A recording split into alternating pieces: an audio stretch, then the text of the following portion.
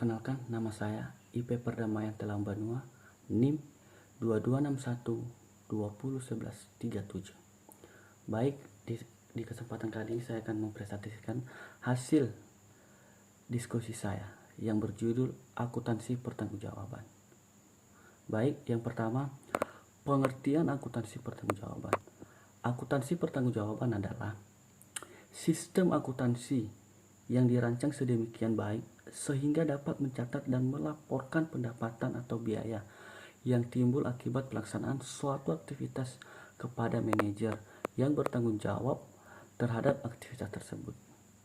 Yang kedua, struktur organisasi, yaitu yang pertama, A. Tidak terjadi tumpang tindih dalam pembenahan tanggung jawab.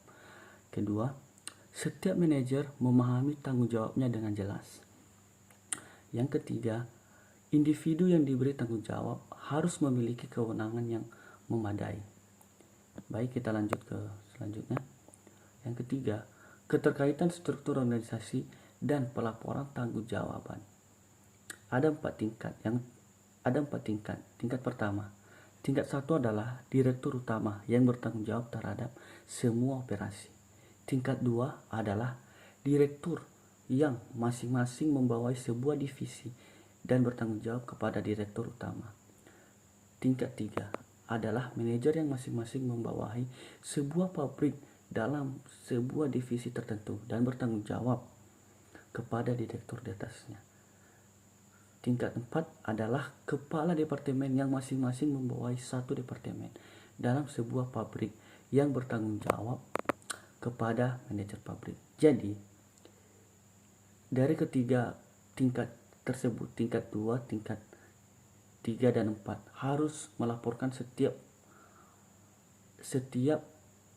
kegiatan yang akan dilakukan kepada direktur yang pertama. Lanjut. Pendekatan fungsional merupakan suatu bentuk pendekatan dalam suatu fungsi masing-masing dalam suatu perusahaan dalam melaksanakan kinerjanya.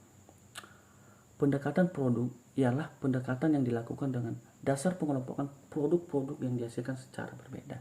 Selanjutnya, pendekatan geografis ialah suatu hal yang pendekatan yang dilakukan secara pendekatan fungsional dan pendekatan produk dalam suatu perusahaan. Yang keempat itu penentuan pihak yang mengendalikan biaya. Menurut pandangan tradisional, asumsi dasar akuntansi pertanggungjawaban adalah individu yang berwenang mengendalikan aktivitas harus bertanggung jawab terhadap biaya yang timbul akibat pelaksanaan aktivitas tersebut. Kelima, tanggung jawab terhadap biaya overhead.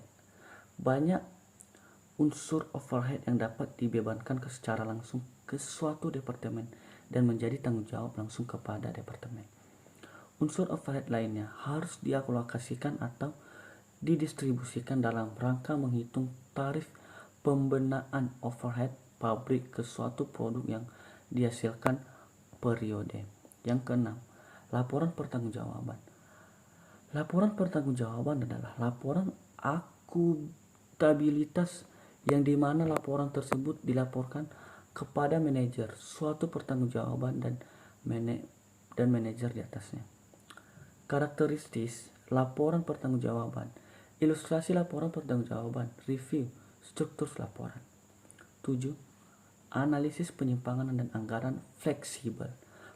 Pengendalian biaya didasarkan pada perbandingan biaya sesungguhnya dengan biaya yang dianggarkan. Menghubungkan apa yang terjadi dengan apa yang direncanakan seharusnya terjadi. Yang ke-8, akuntansi pertanggungjawaban pendekatan alternatif. Sistem akuntansi pertanggungjawaban merupakan perkembangan logis manajemen yang gaya otokratis yang sekarang masih banyak dipraktik oleh perusahaan. Dalam gaya manajemen partisipatif, karyawan dan manajer memiliki tanggung jawab yang sama sebagai anggota tim. Manajer bertugas sebagai fasilitator atau pelatih. Yang bagian B, evaluasi kinerja. Pengertian evaluasi kinerja. Evaluasi kinerja adalah bentuk penilaian dan peninjauan yang dilakukan secara berkala terhadap karyawan di tempat kerja. Pada umumnya, penilaian ini dilakukan setiap tahun atau pada periode tertentu secara regular. B. Tujuan evaluasi kinerja bagi karyawan dengan kinerja terbaik. 1. Memberikan penghargaan bagi karyawan dengan kinerja terbaik. 2. Mengetahui aspek yang harus diperbaiki. 3. Melindungi perusahaan secara hukum. Yang C. Metode evaluasi kinerja. Di dalamnya melakukan evaluasi kinerja ada beberapa metode yang umum digunakan. Berikut diantaranya. 1. KPI atau Key Performance Indicator. 2. Per feedback. 3. Self evaluation. Yang bagian C, transfer pricing. Pengertian transfer pricing. Transfer pricing merupakan transaksi barang dan jasa antara beberapa divisi pada suatu kelompok usaha dengan harga yang tidak wajar. Bisa dengan menaikkan harga markup atau menurunkan harga markdown.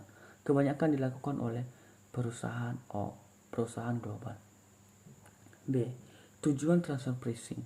Pertama, untuk mengakali jumlah profit sehingga pembayaran pajak dan pembagian dividen menjadi rendah. Kedua, mengelumbangkan profit untuk memoles laporan keuangan. Dari sisi perpajakan adalah penetapan harga untuk tujuan intra perusahaan yang terjadi pada perusahaan afili sah.